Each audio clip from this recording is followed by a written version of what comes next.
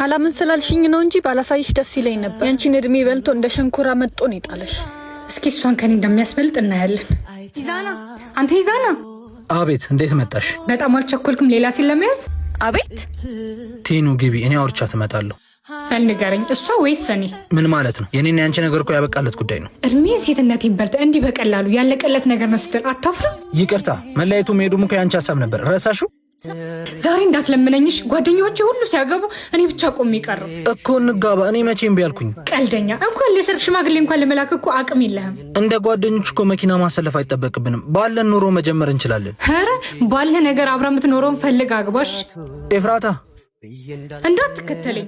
አየሽ፣ ባለኝ የተቀበለችኝን አገኘው። ከ2 ወር በኋላ ሰርጋችን ነው፣ እንዳትቀሪ። እኔም ያንቺን አልቀርም። ቆይ እንዴት ነው እንዲህ የተዝናና በአንድ ጊዜ ልትቀየር የቻልከው? በሁሉ ጌምስ ነው ቴሌግራም ላይ እየተዝናናው ገንዘብ ምሰራው። የተለያዩ ጌሞችን በመጫወት እየተዝናኑ ገንዘብ መስራት ይችላል። ለእናንተም ባዮ ላይ ሊንኩን አስቀምጥላችኋለሁ። እየገባችሁ እየተዝናናችሁ ገንዘባችሁን ስሩ።